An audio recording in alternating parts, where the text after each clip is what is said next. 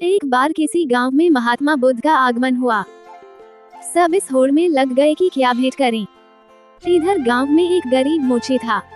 उसने देखा कि मेरे घर के बाहर के तालाब में बेमौसम का एक कमल खिला है।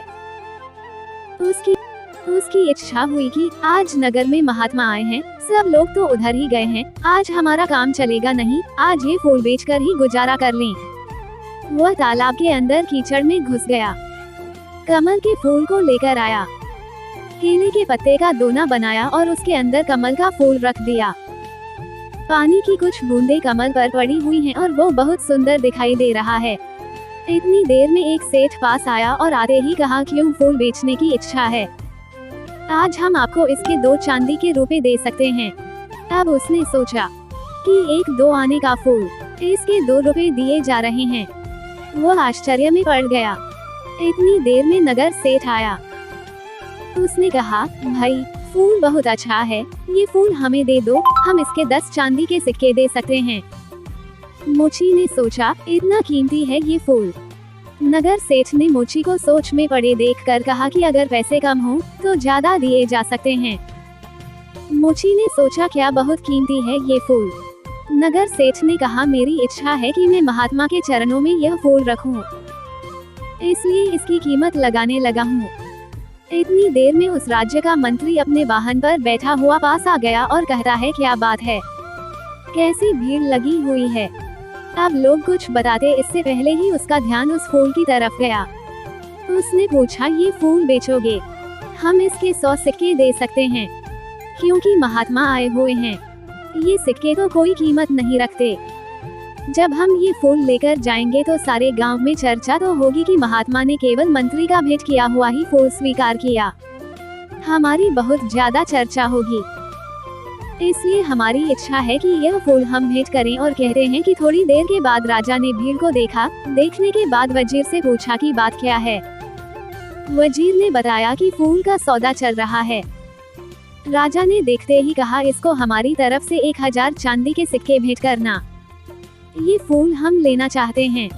गरीब मोची ने कहा, लोगे तो तभी जब हम बेचेंगे, हम बेचना ही नहीं चाहते। अब राजा कहता है कि बेचोगे क्यों नहीं। उसने कहा कि जब महात्मा के चरणों में सब कुछ न कुछ भेंट करने के लिए पहुंच रहे हैं, तो ये फूल इस गरीब की तरफ से आज उनके चरणों में भेंट होगा। राजा बोला, देख लो, 1000 चांदी के सिक्कों से तुम्हारी पीढ़ियां तर सकती हैं। उंगली से दाहिनी ओर इशारा। गरीब मोची कहा, मैंने तो आज तक राजाओं की संपत्ति से किसी को तरते नहीं देखा, लेकिन महान पुरुषों के आशीर्वाद से तो लोगों को जरूर तरते देखा है। राजा मुस्कुराया और कह उठा, तेरी बात में दम है, तेरी मर्जी, तू ही भेंट कर ले। अब राजा तो उस उद्यान में चला गया जहां महात्मा ठहरे हुए थे, और बहुत जल्दी चर्चा महात्मा के कानों तक भी पहुंच गई कि आज कोई आदमी फूल लेकर आ रहा है जिसकी कीमत बहुत लगी है। वो गरीब आदमी है, इसलिए फूल बेचने निकला था कि उसका गुजारा होता।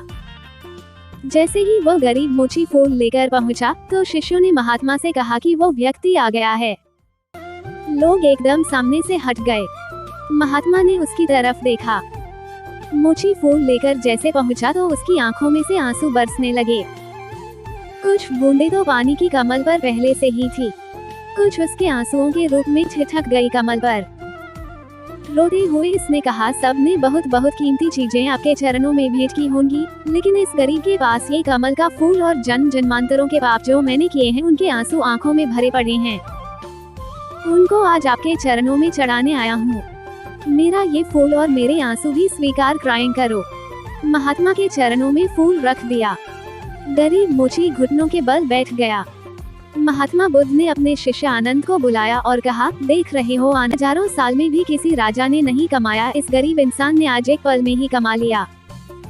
इसका समर्पण श्रेष्ठ हो गया, इसने अपने मन का भाव दे दिया।